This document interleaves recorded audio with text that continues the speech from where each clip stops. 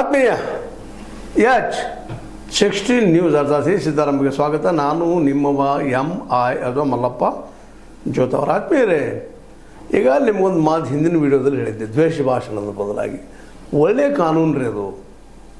ಯಾಕೆ ಈ ಮಾತನ್ನು ಹೇಳ್ತಾ ಇದ್ದೀನಿ, ಇರ್ಬೋದು ತಪ್ಪಿದ್ದು ತಿದ್ದೂ ಅದನ್ನು.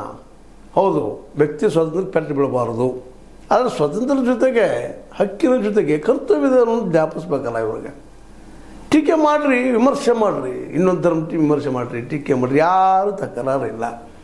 ಆದರೆ ಇಡೀ ಸಮುದಾಯವನ್ನು ನಾಶ ಮಾಡುವಂಗೆ ಮಾಬ್ ಲಿಂಚಿಂಗ್ ಅಂತ ಮಾತುಗಳು ಮಾತಾಡಿ ಅದು ಮಾಡಿದ್ದನ್ನು ಸರಿ ಅನ್ನೋದು. ಎಷ್ಟು ಜೀವಗಳು ಹೋದವು ಕರಾವಳಿಯಲ್ಲಿ, ಯಾರ್ದೂ ಇರಲ್ಲ. ಹಿಂದೂ ಹುಡುಗದಿರಲಿ, ಮುಸ್ಲಿಂ ಹುಡುಗದಿರಲಿ, ಹುಡುಗಿದಿರಲಿ, ಯಾರದೂ ಇರಲಿ, ಜೀವ ಹೋಗಿದ್ದು ಯಾರದು. ಅವ್ರ ಕುಟುಂಬಗಳ ಬಗ್ಗೆ ಯಾಕೆ ಯೋಚನೆ ಮಾಡ್ತಾಯಿಲ್ಲ ಈ BJPಗರು ಅಂತ ಅನ್ನಿಸ್ತದೆ. ಈ ಮೊದಲು ಇತ್ತದು ಇಲ್ಲಂತಲ್ಲ, ಈಗ ಈ 11 ವರ್ಷ ಏನಾಯ್ತಲ್ಲ, ಈಗ ಮೋದಿಯವರ ಆಡಳಿತದಲ್ಲ ಎಷ್ಟು ಹೆಚ್ಚಾದವು ನೀವು ಕೌಂಟ್ ಮಾಡಿರಿ, ಆತ್ಮವಿಮರ್ಶೆ ಮಾಡಿಕೊಳ್ಳೋದನ್ನು ಅನಿವಾರ್ಯವಾಗಿ ತರಬೇಕಾಗಿದೆ ಇವತ್ತು ಅದನ್ನು. ಹೌದು, ವಾಕ್ ಸ್ವಾತಂತ್ರ್ಯ ಅದ ಮತ್ತು ಕರ್ತವ್ಯಗಳು ಅದಾವೆ, ಕರ್ತವ್ಯ ಸರಿ, ಅದರಲ್ಲಿ ಶಿಕ್ಷೆ ದೊಡ್ಡ ಪ್ರಮಾಣದಿಲ್ಲ. ನೋಡಿರಿ, ಪೋಕ್ಸೋದೊಳಗೆ ನಮ್ಮ ಯಡಿಯೂರಪ್ಪನವರು ಸಿಗ್ಲಿಕ್ಕೆ ತಯಾರಿಲ್ಲ ಅಂದರೆ ಇದರರ್ಥ ಅಲ್ಲಿ ವೀಕ್ನೆಸ್ ಅದ ಒಂದು. ಇದರರ್ಥ ಅದು ದೊಡ್ಡ ಸಣ್ಣ ಸಿಗ್ತಾವೆ, ನಮ್ಮಂಥ ಸಣ್ಣ ಸಣ್ಣ ಮೀನುಗಳು ಸಿಗ್ತಾವೆ, ದ್ವಾಟ್ಲು ತಿಮ್ಮಿಂಗಲ್ಲ ಹರಿದು ಹೋಗಿಬಿಡುತ್ತೆ, ಬಲಿನ ಹರಿದು ಹೋಗಿಬಿಡ್ತಾವೆ. ಎಷ್ಟು ಜನ ರಾಜಕಾರಣಿಗಳಿಗೆ, ಎಷ್ಟು ಜನ ದೊಡ್ಡ ಮಂದಿಗೆ ಶಿಕ್ಷೆ ಆಗಿದೆ ಹೇಳ್ರಿ ನೋಡು. ಎಲ್ಲ ಜನಸಾಮಾನ್ಯರಿಗೆ ಆಗ್ತದೆ, ಅವ್ರಿಗೆ ಬರೋಬ್ಬರ ಹೆಣ್ಣು. ಆದರೆ ಅಲ್ಲಿ ಪಾಪ ಅವ್ರ ತಲೆಯಲ್ಲಿ ಇಲ್ಲದ ತುಂಬೆ, ವೈಷಮ್ಯ ತುಂಬೆ. ಇವತ್ತು ನಾವು ಕೇಳ್ತಾ ಇರೋದು ಸಣ್ಣ ಪ್ರಶ್ನೆ ಮಾಡ್ತಾಯಿದ್ದೀನಿ ನಾನು ನಿಮಗೆ. ಜಮ್ಮು ಬಿಟ್ಟರೆ ಇಡೀ ಕಾಶ್ಮೀರ ಬಿಟ್ಟರೆ ಇಡೀ ಇಂಡಿಯಾದಲ್ಲಿ ಎಷ್ಟು ಜನ ಮುಸ್ಲಿಂ ಮುಖ್ಯಮಂತ್ರಿಗಳಿದ್ದಾರೆ? ಆಡಳಿತ ಹಿಂದುಳ ಕೈಯಲ್ಲೇ ಅದರಲ್ಲಿ. ಮೋದಿಯವರು OBC ಏನ್ರಿ, ನೋಡ್ರಿ, ಅವರು RSS ಪ್ರಚಾರಕರು ಅದಾರ. ಯಾವ ರಾಜ್ಯದಲ್ಲೇ ಮುಸಲ್ಮಾನರು, ದಲಿತರು ಎಷ್ಟು ಜನ ಇದ್ದಾರಪ್ಪ ಇಲ್ಲ ನಮ್ಮ ರಾಜ್ಯಗಳ ಮುಖ್ಯಮಂತ್ರಿಗಳಾಗಿ, ದೊಡ್ಡ ದೊಡ್ಡ ಮಿನಿಸ್ಟ್ರಾಗಿ. ಆದರೂ ಇನ್ನೂ ಆ ಇರ್ಸೆ ಯಾಕೆ ಅಂತ ಅವ್ರು ಹೆಚ್ಚು ಹೇಳ್ತಾರೆ ಮಾಡ್ತಾರೆ. ಅವ್ರಿಗೂ ಬದುಕೋದು ಕಷ್ಟ ಆಗಿದ್ರೆ ಅವ್ರ ಮಕ್ಕಳ ಮುಸ್ಲಿಮ್ರು ಇರ್ಬೋದು, ಅಲ್ಲಿ ಬಡತನ ಹೆಚ್ಚದ.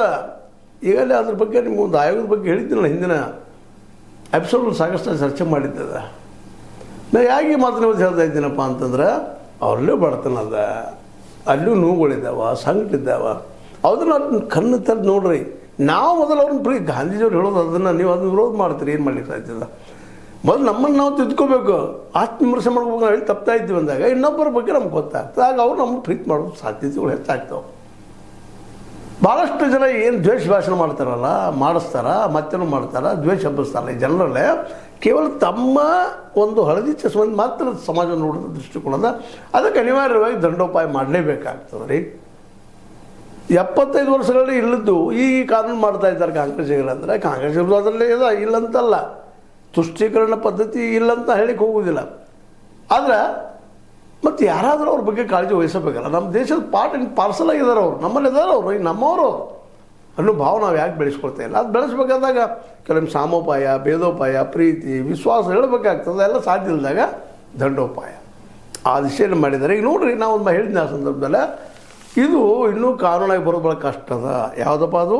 ಈಗ ಒಂದು ಕರ್ನಾಟಕ ದ್ವೇಷ ಭಾಷಣ ಮತ್ತು ದ್ವೇಷ ಅಪರಾಧಗಳ ಪ್ರತಿಬಂಧಕ ಮಸೂದೆ 2025 ಎರಡೂ ಕಡೆ ಅಂಗೀಕೃತ ಆಗಿದೆ, ಕೆಳಮನೆ ಮತ್ತು ಮೇಲ್ಮನೆ. ಸ್ವತಂತ್ರವಾದ ಮೀಡಿಯಾಗೆ ಬೇಕಾಗಿರುವುದು ಸ್ವತಂತ್ರ ಧ್ವನಿ. ಆ ಸ್ವತಂತ್ರ ಧ್ವನಿ ಉಳಿಸಲು ನೀವು ಮಾಡಬೇಕಾದದ್ದು ಇಷ್ಟೇ. ಅದೇನಪ್ಪಾ ಅಂತಂತಂದ್ರೆ, ನಿಮ್ಮ ಕೈಲಾದಷ್ಟು ಸಹಾಯ ಈ ಚಾನಲ್ಗೆ ಮಾಡಿ ಹಾಗೂ ನಿಮ್ಮ ಧ್ವನಿಯನ್ನು ಕಾಪಾಡಿಕೊಳ್ಳಿ. ಅದಕ್ಕೆ ಅವ್ರು ಹರಿದು ಹೋಗೋದ್ರ ಬಗ್ಗೆ ಏನು ತಪ್ಪಿಲ್ಲ, ಇರೋದು ಬೇಕ್ರಿ, ತಪ್ಪಂತ ಹೇಳೋದಿಲ್ಲ. ಆದ್ರೆ ಇದ್ರ ಪಾಸ ಮಾಡಿ ಕೊಡೋದಿಲ್ಲ ರಾಜ್ಯಪಾಲರಿಗಂತೆ. ನಾವು ಲೆಟ್ರ್ ಬಿಡ್ತೀವಿ ನಮಗೆ, ನಮ್ಮ ಏನಪ್ಪ ಶೋಭಾ ಕರಂದ್ಲಾಜೆ ಒಬ್ಬ ರೆಸ್ಪಾನ್ಸಿಬಲ್ ಪರ್ಸನ್, ಒಬ್ಬ ಮಿನಿಸ್ಟರ್ ಸೆಂಟ್ರಲ್ದಲ್ಲಿ ಇದ್ದಂಥ ಹೆಣ್ಮಗಳು ಇವತ್ತು ಅದನ್ನು ರಾಜ್ಯಪಾಲರಿಗೆ ತಡೆ ಹೇಳಿಸ್ತು. ಯಾಕ್ರಿ ಇಂಥ ತಪ್ಪುಗಳು? ಇದಕ್ಕೆ ಚಿಕ್ಕಾಟ ಹತ್ತಿದ್ರೆ ರಾಜ್ಯಪಾಲರಿಗೆ ಮತ್ತು ಮುಖ್ಯಮಂತ್ರಿಗೆ, ಆಡಳಿತ ಪಕ್ಷಕ್ಕೆ ಅವ್ರಿಗೆ ಹತ್ತದ ಎಲ್ಲ ಕಡೆ ನಡೆದು. ಇದು BJPಯ ಕೃಪಾಪೋಷಿತ ರಾಜ್ಯಪಾಲರು ಇರ್ತಾರೆ, ಆ ಪಕ್ಷಕ್ಕೆ ಸಂಬಂಧಿಸಿದವರು. ಅವ್ರು ಹೇಳಿದಂಗೆ ಕೇಳ್ತಾರೆ ರಾಜ್ಯಪಾಲರು, ಅದನ್ನು ಅಂಕಿಸಾಗದ ಮತ್ತು ರಾಷ್ಟ್ರಪತಿ ಕಳಿಸಿದ್ರೆ ಸಲಹೆ ಕೊಡ್ತಾ ಇದ್ದೀರಿ. ಹೌದು, ನಿಮ್ಮಲ್ಲಿ ಅಧಿಕಾರದ ಮಾಡ್ತಿದ್ರಿ, ಇದನ್ನು ಸಲಹೆ ಓಪನ್ ಆಗಿ ಕೊಡಬಾರ್ದು ರೀ, ಇದು ಗುಪ್ತಾಗಿ ಮಾಡಿರ್ಬೇಕಾದ್ರೆ. ನೀವು ರೆಡ್ ಹ್ಯಾಂಡ್ ಆಗಿದೆ ಹೇಳೋದೇನು, ನಾನು ಇದನ್ನೇ ಹೇಳ್ತಾ ಇದ್ದೀನಿ. ಇದೇನೋ ಮಾಡ್ತಾ ಇದ್ದಾರೆ ಇವರು. ಒಳ್ಳೆ ಕಾನೂನು ಅದ, ಅನಿವಾರ್ಯ ನಮ್ಮ ಕಾನೂನು.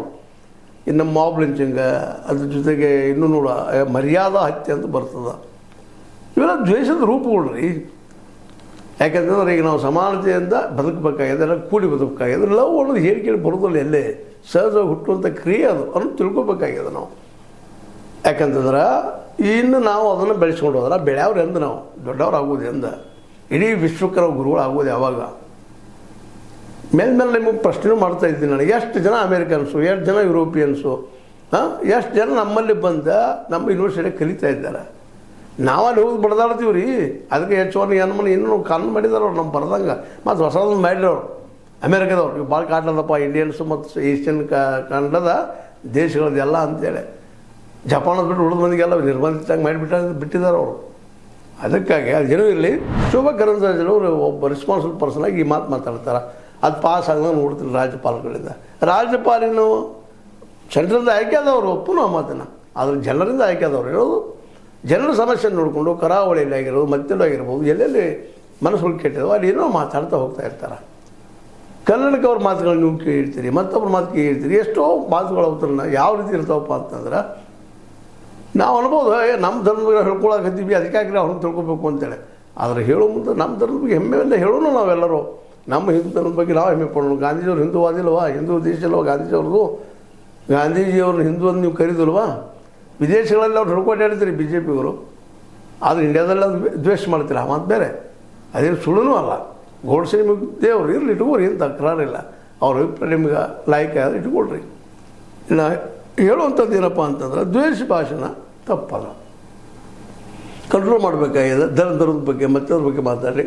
ಒಂದೇ ಸುಳ್ಳು ಇದ್ದರೆ ಅದನ್ನು ಕೋರ್ಟಲ್ಲಿ ಜಾಮೀನು ಇಟ್ಟಿದ್ದಾರೆ. ಅದರಲ್ಲಿ ಏನು ಮೊದಲಲ್ಲಿ ಇಟ್ಟಿರಲಿಲ್ಲ, ಈಗ ಮೊದಲು ಇಟ್ಟಿದ್ರು, ಈಗ ಅದನ್ನು ಇಟ್ಟಿಲ್ಲ. ಯಾಕೆಂದ್ರೆ ಕನ್ಫರ್ಮ್ ಆಗುತ್ತೆ ನನಗೆ ಅಂತ ಒಂದು ಸ್ವಲ್ಪ ಭಯ ಹುಟ್ಟಲಿ ಅಂತೇಳಿ. ಅಟ್ಲೀಸ್ಟ್ ಇಂಥ ಭಾಷೆ ನೀವು ಬಿಟ್ಟರೆ ಯಾಕೆ ಹಿಡಿತಾರೆ? ಬರೀ ಮಾತಾಡಲೇ ಇಲ್ಲಾಂದ್ರೆ ಯಾಕೆ ಮಾತಾಡ್ತಾರೆ? ಅದರ ಬದಲಾಗಿ ನಮ್ಮ ಹಿಂದೂ ಯುವಕರಿಗೆ ಉದ್ಯೋಗಗಳು ಸೃಷ್ಟಿ ಮಾಡುವಂಥ ವಿಚಾರಗಳು ಮಾಡಿದ್ರೆ ನೀವೆಲ್ಲರೂ ಉದ್ಯೋಗ ಹೆಚ್ಚು ಮಾಡಿರಿ ಅವ್ರಿಗೆ. ಅವ್ರೇನು ಮುಸಲ್ಮಾನರು ಬಂದು ಅಥವಾ ಇನ್ನೊಂದು ಅಲ್ಪಸಂಖ್ಯಾತರು ಬಂದು ನಮ್ಮ ನೌಕರಿ ಕೊಡ್ಲಿತ್ತಿಲ್ಲ, ಪಾಪ ಅವ್ರು ಗೌರ್ಮೆಂಟ್ ಕೇಳ್ತಾರೆ, ನಿಮ್ಮನ್ನಲ್ಲ ಅಂದಾಗ ಇದನ್ನು ಹರಿದು ಹಾಕಿದ್ದು ಯೋಗ್ಯನೇ ಇಲ್ಲ ಅಂತ ಅನ್ನೋದಿಲ್ಲ. ಆದರೆ ಅದ್ರ ಪಾಸ್ ಆಗ ನೋಡ್ಕೋತೀವಿ ನಾವು ರಾಜ್ಯಪಾಲರ ಕಡೆಯಿಂದ. ಇನ್ನು ಹಿಂಗೆ ಹೇಳ್ರಿ, ಬಹುಮತ ನಮ್ಮನ್ನು ಮಾಡ್ಕೊಂಡು ನಾವು ಬಂದು ಅದನ್ನ ತರ್ತಿರಪ್ಪ ಅಂತೇಳಿ ಸಂತೋಷದ ಮಾಡಿರಿ ಅದನ್ನು, ಇಲ್ಲಂತ ಯಾರು. ಈಗ ನೀವು ಬಹುಮತದ ಸೆಂಟ್ರದ ಬೇಕಾದ್ರೆ ನೀವು ಕಾನೂನು ಮಾಡ್ಕೊಳ್ತೀರಿ. ಮೊನ್ನೆ ಮಹಾತ್ಮ ಗಾಂಧಿ ಅವ್ರದ್ದು ಹೆಸರಿದಂಥ ಮನೆಯಾಗ ತೆಗೆದು ಹಾಕಿರಿ, ಕಿತ್ತಾಕಿರಿ, ವಿರೋಧ ಮಾಡಿರಿ. ಅವರು ಹರಿದು ಹೋದರು ಕಾಂಗ್ರೆಸ್ಸಿಗರು. ಆದರೆ ಕಾನೂನು ಆತಲ್ಲ. ಮತ್ತು ಅದು ರಾಷ್ಟ್ರಪತಿಗಳು ಒಪ್ಪಿಗೆ ಕೊಡ್ತಾರೆ. ಯಾಕಂದರೆ ನಿಮ್ಮ ಸರ್ಕಾರ ಐತೆ, ನಿಮ್ಮವ್ರು ಇದ್ದಾರೆ ರಾಷ್ಟ್ರಪತಿಗಳು. ಮತ್ತು ಅದು ಮಹಾತ್ಮ ಗಾಂಧೀಜಿ ಹೆಸರಲ್ಲಿದ್ದಂಥದ್ದು. ಮತ್ತು ಅದರಲ್ಲೂ ಮತ್ತೆ ಏನೇನೋ ಗದ್ದಲ ಹಿಡಿಸಿಬಿಟ್ಟಿದ್ರಿ. 60% ರಿಟರ್ನ್ ನೀವು ಕೊಡೋರು, 40% ರಾಜ್ಯದವ್ರು ಕೊಡೋರು. ರಾಜ್ಯಕ್ಕೆ ಬಂದು ಟ್ಯಾಕ್ಸ್ ಬರೋದಿಲ್ಲ ಹೆಚ್ಚಿಗೆ. ಕೆಲವೊಂದು ರಾಜ್ಯಗಳು ಹೇಳ್ತಾ ಇದ್ವಿ, ಕರ್ನಾಟಕದ ಉದಾಹರಣೆ ತೊಗೊಳ್ಳಲ್ಲ. ₹1 ಕೊಟ್ಟರೆ ನೀವು ಬರೀ 500 ರೂಪಾಯಿ ವಾಪಸ್ ಕೊಡ್ತೀರಿ. ಟ್ಯಾಕ್ಸ್ ಮತ್ತೊಂದ್ರೆ ಸರಾಯಿ ಮೇಲೆ ತೊಗೋಬೇಕು. ಸರಾಯಿ ಹೆಚ್ಚು ಮಾಡಿದ್ರೆ ದೇಶ ಹಾಳಾಗ್ತೈತಿ, ರಾಜ್ಯ ಹಾಳಾಗ್ತೈತಿ. ತುರ್ಚಿ ಮಾಡಿದ್ರೆ ಜನ ಅವರು ಬೇಯ್ತಿರ್ತಾರೆ, ದುಡ್ಡು ಇಳಿತಿರ್ತಾರೆ, ಎಲ್ಲ ನೋಡ್ಕೋಬೇಕಾಗ್ತದಲ್ಲ. ಟ್ಯಾಕ್ಸ್ ಯಾರಿಗೆ ಹೆಚ್ಚು ಹೋಗ್ತಾವೆ? ಇವತ್ತು ತೆಗೆದು ನೋಡಿ ನೀವು ಮಾತು ವಿಮರ್ಶೆ ಮಾಡಿಕೊಳ್ಳೋದು ಅದನ್ನು. ಸೆಂಟ್ರಲ್ ಗೌರ್ಮೆಂಟ್ಗಳೇ ಅದ, ಮತ್ತು ಸ್ವಲ್ಪ ರಾಜ್ಯಗಳಿಗೂ ನೀವು ಅದರ ಮತ್ತು ಅವ್ರು 40% ಹಾಕಿದ್ರೆ ಅವ್ರು ಹಾಕ್ಲಿಕ್ಕೆ ಆಗೋದಾದಾಗ ಅಡಗು ನಿಮ್ಮದು 60% ಅದು ನೀವು ಹಾಕ್ತಿರೋ ಗ್ಯಾರಂಟಿ ಇಲ್ಲ. 100 ಇದ್ದಿದ್ದು ಈಗಾಗಲೇ 60, 70, 30, 40 ದಿವಸಕ್ಕೆ ತಂದು ನಿಲ್ಲಿಸಿದ್ರಿ ಅದನ್ನು. ಅದನ್ನು ತುಂಬುದು ಕೊಡೋದು ಭಾಳ ಆಗ್ತದಪ್ಪ ಟ್ಯಾಕ್ಸ್ ಅಂತ ತಿಳ್ಕೊಂಡು ಏನು ಮಾಡಿಬಿಟ್ರಿ, 120 ದಿನ ಮಾಡಿದ್ರಿ, ಸಂತೋಷ ಪಡುವಂಥ ವಿಷಯ. ಬೆಸ್ಟ್ ಮಾಡಿದ್ರಿ. ಏನು ಮಾಡಿಬಿಟ್ರಿ, 60% ಕೇಂದ್ರ, 40% ರಾಜ್ಯ ಅಂತ ಹೊಡೆದು ಬಿಟ್ರಿ ಗಾಡಿ. ಮತ್ತು ನೀವು ಈಗ 60 ದಿನ 1 ಲಕ್ಷ ಕೋಟಿ ರೂಪಾಯಿ ಕೊಡೋದಾದ್ರೆ ಅದರ 60,000 ಕೊಡೋರು ನೀವು. 60,000 ಕೋಟಿ ಮ್ಯಾಲೆ ಮತ್ತೆ 25 ದಿನ ಜಗ್ಗಿ ಮತ್ತೆ ಇನ್ನೊಂದು 50,000 ಕೋಟಿ ಬಂದ್ರೆ ಅದು ಮತ್ತೆ ಎಷ್ಟು ಬರ್ತದೆ ನಿಮ್ಗೆ? ಎಲ್ಲ ಕೂಡಿ 1 ಲಕ್ಷ ಕೋಟಿ ಒಳಗೆ ಬರೋದು. ಜಾಣರಿದ್ದೀರಪ್ಪ ನೀವು. ನಿಮಗೆ ಬೇಕಾದಾಗ ನೀವು ಮಾಡ್ಕೊಳ್ತೀರಿ. ಈಗ ಏನಾಗ್ಯದಪ್ಪ ಅಂತಂದ್ರೆ, ಇದು ಮಾಡೋದು ಕಾರಣ ಇಷ್ಟ. ಕಳೆದ 11 ವರ್ಷಗಳಿಂದ ಭಾಳಷ್ಟು ದ್ವೇಷಗಳು ಬೆಳೀತಾ ಇದ್ದಾವೆ. ಒಬ್ರು ಕಂಡೊಬ್ಬರು ಲೈಕ್ ಮಾಡ್ತಾಯಿಲ್ಲ, ಹೇಟ್ ಮಾಡ್ತಾ ಇದ್ದಾರೆ. ಅದು ಹೇಟ್ ಮಸೂದೆ ಹೋಗ್ಬೇಕಾಗ್ಯದ, ಹೇಟ್ನೆಸ್ ಹೋಗ್ಬೇಕಾಗ್ಯದ, ಪ್ರೀತಿ ವಿಶ್ವಾಸ ಬೆಳಿಬೇಕಾಗ್ಯದ. ಅದಕ್ಕೆ ಮಾಡಿದ್ದಾರೆ, ಒಪ್ಪುವಂಥ ವಿಷಯ ಇದೆ ಅದು. ಅದಕ್ಕಾಗಿ ಸುಮ್ಮನೆ ಇವು ಎಲ್ಲ ನೀವು ಏನೇನೋ ಹಾಯ್ದು ಹಿಡಿದು ಅದಕ್ಕೆ ಮುಖ್ಯ ಇದು ಖತರ್ನಾಕ್ ಆಯ್ತು. ರಾಜ್ಯಪಾಲರ ಕಡೆಯಿಂದ ಒಪ್ಪಿಗೆ ಕೊಡಿಸಂಗಿಲ್ಲಪ್ಪ, ಅವರ ಮುಂದೆ ಒಕ್ಕೋತ ಹೋಗ್ತಾರೋ ಮುಂದೆ ಹೋಗ್ಬಿಡು. ಇದಕ್ಕಾಗಿ ಹೆಚ್ಚಿದೆ ಈಗ ರಾಜ್ಯ ಮತ್ತು ಕೇಂದ್ರದ ಮಧ್ಯದಲ್ಲಿ ತಿಕ್ಕಾಟ. ಇದು ಓಪನ್ನಾಗಿ ನಮ್ಮ ಶೋಭಾ ಕರಂದ್ಲಾಜೆಯವರು ಹೇಳಿಬಿಟ್ರು. ಇದೇ ಭಯ ಆಯ್ತು ನನಗೆ. ಅವತ್ತು ಹೇಳಿದ್ದು ಹಿಂದಿನ ಎಪಿಸೋಡದಲ್ಲ. ಮೋಸ್ಟ್ಲಿ ಇದು ರಾಜ್ಯಪಾಲರ ಒಪ್ಪಿಗೆ ಪಡ್ಕೊಳ್ಳೋದಿಲ್ಲ, ಮಾತ್ರ ಮಾಡೋ ಕೆಲಸ ರಾಜ್ಯ ಸರ್ಕಾರ ಮಾಡಿದ. ಇದು ಯೋಗ್ಯನೂ ಅದಂತ ಹೇಳ್ಬೇಕಾಗಿದೆ. ಇವತ್ತು ಎಲ್ಲೋ ಸ್ವಲ್ಪ ಬದಲಾವಣೆ ಮಾಡಿದ್ರೆ ಮಾಡಿರಿ, ಒಂದಿಷ್ಟ ಜಾಮೀನು ಬದಲಾಗಿ ನೀರು ಮಾಡಲಿಕ್ಕೆ ಸಾಧ್ಯ ನೋಡ್ರಿ. ಆದರೆ ದ್ವೇಷ ಭಾಷಣ ಮಾತ್ರ ನಮ್ಮ ಸಮಾಜವನ್ನು ಒಳ್ಳೆಗತ್ತದ, ಅಷ್ಟೇ ಅಲ್ಲ ನಮ್ಮ ಅಭಿವೃದ್ಧಿಗೆ ಮಾರಕ ಆಗ್ಯದ. ಅದರ ಬದಲಾಗಿ ಎಲ್ಲ ಹಿಂದೂಗಳು ಉದ್ಯೋಗ ಸಿಗುವಂಥ ಕ್ಷೇತ್ರಗಳಲ್ಲಿ ಅದು ಅಭಿವೃದ್ಧಿ ಮಾಡೋದಕ್ಕಾಗಿ ನಮ್ಮ ಬಿ ಜೆ ಪಿಗೆ ಪ್ರಯತ್ನ ಮಾಡಿದ್ರೆ ಭಾಳ ಉತ್ತಮ ಆಗ್ತದೆ ಸೆಂಟ್ರಲ್ ಗೌರ್ಮೆಂಟಿಂದ. ಯಾಕೆ ಉದ್ಯೋಗ ಆದರೂ ಮನುಷ್ಯ ಉದ್ಯೋಗ ಹೋಗಿಬಿಡ್ತಾನೆ, ಈ ವಿಷಯ ಬಿಟ್ಟು ಬಿಡ್ತಾನಲ್ಲಿ. ಉದ್ಯೋಗ ಇಲ್ಲದ ಕೂಡ ಕೆಲವೊಂದು ಮಂದಿ ತಮ್ಮ ಇದಕ್ಕೆ ಬೇಕಾದವು ಒಂದಿಟ್ಟು ದುಡ್ಡು ಹಾಕಿ ಮಾಡಿ ಅವ್ರನ್ನ ಪ್ರಚೋದನೆ ಮಾಡುವಂಥ ಸಾಧ್ಯತೆ ಭಾಳ ಅದಾವೆ.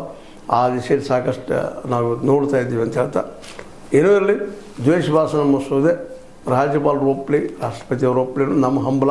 ಮತ್ತು ಏನು ತಪ್ಪಿದ್ರು ತಿದ್ದಿಸ್ರಿ, ಅದು ಡಿಕ್ಟೇಟರ್ ಆಗಬಾರ್ದು, ಅದಂತೂ ನಾವು ಒಪ್ಪಬೇಕು ಅದನ್ನು. ಮತ್ತು ಪೊಲೀಸ್ ಕೈಯಾಗ ಒಂದು ಬಂದೂಕ ಆಗಬಾರ್ದು, ಇನ್ನೊಂದು ಮತ್ತು ಎಕ್ಸ್ಟ್ರಾ. ಈಗಾಗಲೇ ಪೊಲೀಸ್ ಇಲಾಖೆ ಭ್ರಷ್ಟತೆ ತುಂಬಿ ಹೋಗ್ಯದ. ಮತ್ತು ಇದನ್ನ ಅವ್ರು ದುರುಪಯೋಗ ಮಾಡ್ಕೊಳ್ಳೋದು ನಾವೇನು ಅನ್ನೋದಿಲ್ಲ, ಅದನ್ನು ಸಾಧ್ಯ ಐತಿ. ಮತ್ತು ಬಿ ಜೆ ಪಿಗಿರೋ ಒಂದು ಆತಂಕ ವ್ಯಕ್ತಪಡಿಸಿದ್ದು ಸರಿ ಅದ ಅಂತ ಹೇಳ್ತಾ, ಇದು ನಿಮ್ಮ ಲೈಕ್ ಆಗಿರ್ಬೋದು. ಲೈಕ್ ಮಾಡಿ, ಶೇರ್ ಮಾಡಿ, ಕಮೆಂಟ್ ಮಾಡಿ, ಜೊತೆಗೆ ಸಬ್ಸ್ಕ್ರೈಬ್ ನಿಲ್ಲಿಸ್ಬಾರ್ದು. H16 ನ್ಯೂಸ್ ಅರ್ಥ ಸಿದ್ದರಾಮಯ್ಯ ಸಚಿವ ಕೈಗಳಲ್ಲಿ ವಂದನೆಗಳು.